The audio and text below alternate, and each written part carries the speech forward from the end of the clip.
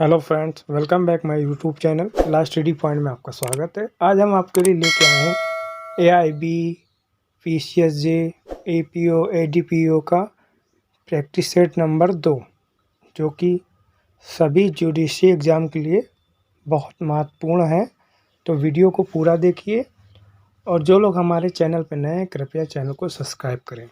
तो चलते हैं, वीडियो को स्टार्ट करते हैं। तो इसमें पहला क्वेश्चन है, जीवन की निरंतरता की प्रकल्पना साक्ष्य अधिनियम की धारा में निहित है। इसका उत्तर होगा दोस्तों ए 107। अगला प्रश्न, तथ्य या मुद्दों में तथ्यों के अस्तित्व या अस्तित्वहीनता के लिए गवाह की गवाही है।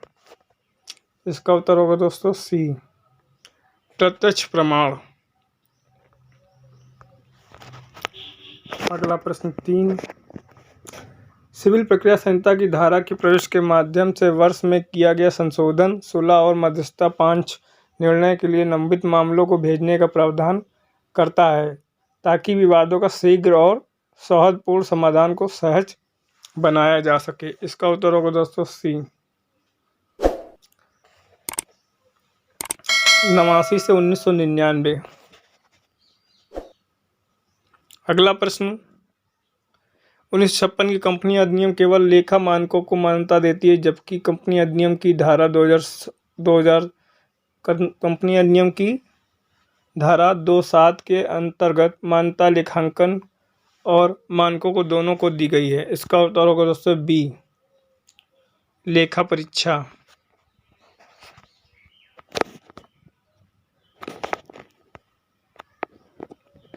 अगला प्रश्न, कंपनी अधिनियम 2013 के गठन की अनुमति देता है। इसका उत्तर होगा दोस्तों डी, एक व्यक्ति की कंपनी भी। अगला प्रश्न, दंड प्रक्रिया संहिता की धारा 206 के अंतर्गत विशेष रूप से सम्मन किसके द्वारा जारी किया जा सकता है? केवल एक मजिस्ट्रेट के द्वारा। अगला प्रश्न, पिंजन होल करने का सिद्धांत किसके द्वारा प्रस्तावित किया गया था? इसका उत्तर होगा दोस्तों बी, सामंट के द्वारा।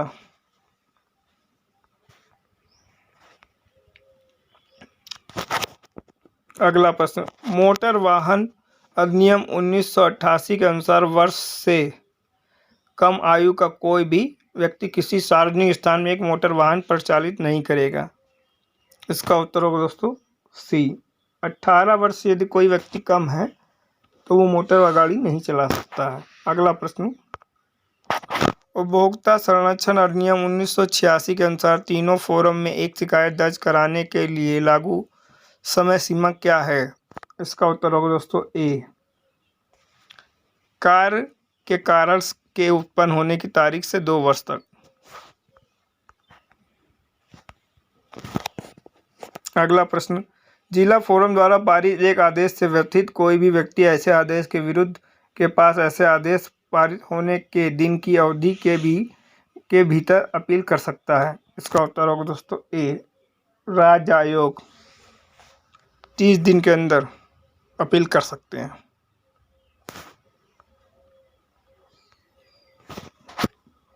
अगला प्रश्न, राष्ट्रीय उपभोक्ता विवाद निवारण आयोग का गठन किस वर्ष किया गया था? इसका उत्तर होगा दोस्तों बी, 1988 में किया गया था। अगला प्रश्न, ए देखता है कि बी एक कमरे से भागा जा रहा है और उसके बाद देखता है कि सी उसी कमरे में खून से लथपथ लेटा हुआ है। ए का बी को भागते हुए देखना एक प्रत्यक्ष सबूत है, परंतु जहां तक हत्या का संबंध है यह एक है।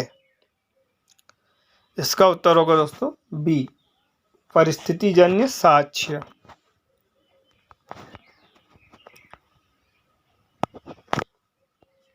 अगला प्रश्न, सुनवाई शुरू होने से पहले एक अभियुक्त ने एक बयान दिया जिसके द्वारा उसने स्वीकार किया कि उसने अपराध किया है, परंतु सुनवाई के दौरान वह अपने बयान से मुकर गया, जिसे के रूप में माना जाता है।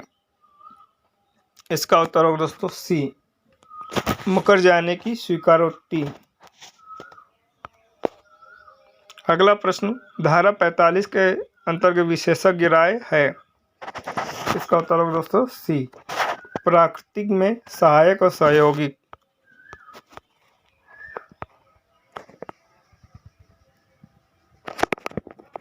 अगला प्रश्न, कंपनी अधिनियम 2013 अन्य बातों के अलावा प्रमोटरों के योगदान के स्रोतों के बारे में सीएफओ के नाम और पते को प्रॉस्पेक्टस में प्रकटीकरण की आवश्यकता पर बल देती है।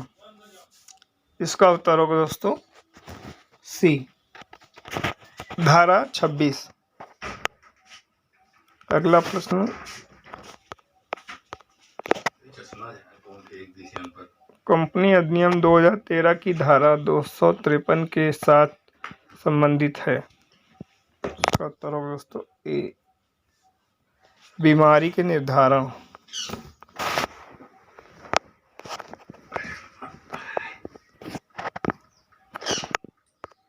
अगला प्रश्न, एकांत कारावास आरोपित करने से या सह कैदियों को सौहार्द मित्रता से संपूर्ण रूप से वंचित किया जाता है और वे आपस में वार्तालाप करने, आने जाने और किसी के बारे में बात करने में वंचित रहेंगे, और ऐसा करना संविधान के अनुच्छेद 21 का अपमान होगा। आने जाने, मिश्रित होने, आपस में मिलने, सह कैदियों के साथ रहने के लिए यदि वास्तव में कटौती की जाती है तो अनुच्छेद 21 का उल्लंघन होगा। यह निर्णय किस मुकदमे में दिया गया है? इसका उत्तर होगा दोस्तों ए, सुन्नी बत्रा बनाम दिल्ली प्रशासन AIR 1978, सुप्रीम कोर्ट 1675।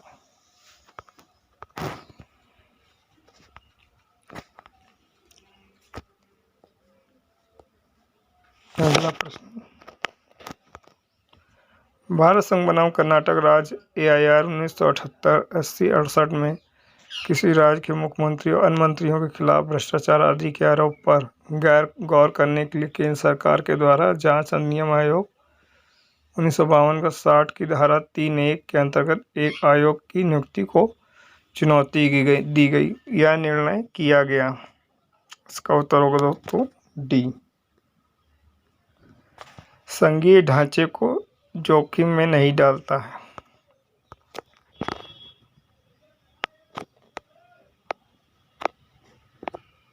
अगला प्रश्न, समानता कई पहलुओं और आयामों के साथ एक गतिशील अवधारणा है और पारंपरिक और सिद्धांतवादी सीमा के भीतर इसका प्रतिरोध और परिरुद्ध नहीं किया जा सकता है। एक सकारात्मक दृष्टिकोण से समानता स्वैच्छाचारिता का विरोधात्मक, वास्तव में समानता और स्वैच्छाचारिता कट्टर शत्रु है। यह किस मुकदमे में कहा गया है? इसका उत्तर होगा दोस्तों सी, EP रोयप्पा बनाम तमिलनाडु राज्य AIR 1974 SC 555। अगला प्रश्न,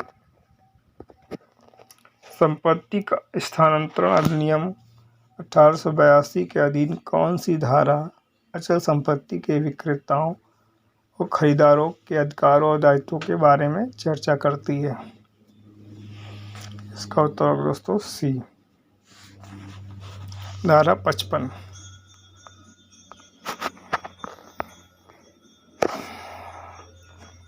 अगला प्रश्न, निम्नलिखित से गलत कथन की पहचान करें।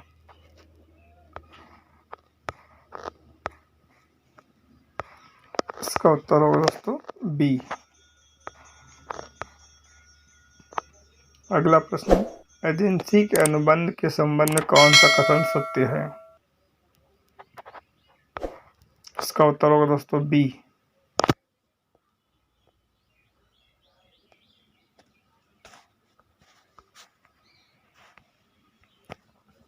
अगला प्रश्न, निक्षेप के अनुबंध से असंबंधित एक उदाहरण की ओर संकेत करें। इसका उत्तर होगा दोस्तों डी।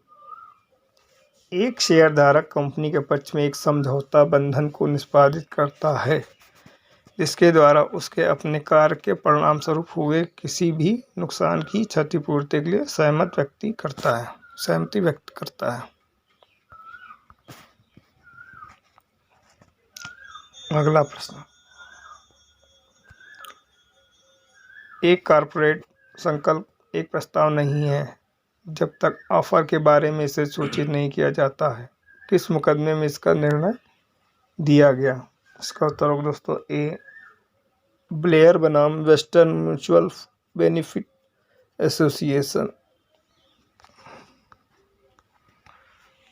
अगला प्रश्न, सेल्वी की बेटी कविता ने अपने परिवार की इच्छा के विरुद्ध एक अलग जाति के शिव कुमार से विवाह किया था। वर्ष 2004 में शिव कुमार की बेरहमी से हत्या कर दी गई और इस कुकृत्य का संदेह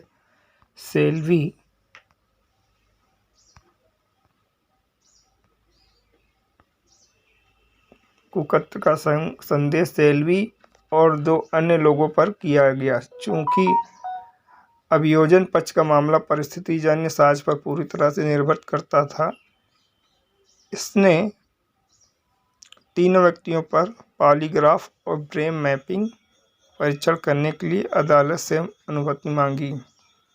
अदालत ने अनुमति दी और जांच का कार्य किया गया। जब पॉलीग्राफ जांच के परिणामों से धोखे का संकेत मिला, तब अभियोजन पक्ष ने तीनों लोगों के विरुद्ध खिलाफ नार्को विश्लेषण करने के लिए अदालत की अनुमति मांगी। मजिस्ट्रेट ने तीनों को नार्को विश्लेषण कराने का आदेश दिया। उन सभी ने कर्नाटक उच्च न्यायालय में इस फैसले को चुनौती दी, परंतु राहत प्राप्त करने में असफल रहे। इसके बाद उन्होंने सर्वोच्च न्यायालय में अपील की। न्यायालय ने फैसला दिया कि इसका उत्तर होगा दोस्तों ए, अनिवार्य ब्रेन मैपिंग और पॉलीग्राफ परीक्षण नार्को विश्लेषण संविधान के अनुच्छेद 20, 3 और 21 का उल्लंघन है था। दोस्तों, अगर वीडियो अच्छी लगे तो वीडियो को लाइक करें, सब्सक्राइब करो, चैनल को सब्सक्राइब कर। चलते हैं, मिलते हैं अगले वीडियो में। जय हिंद, जय भारत।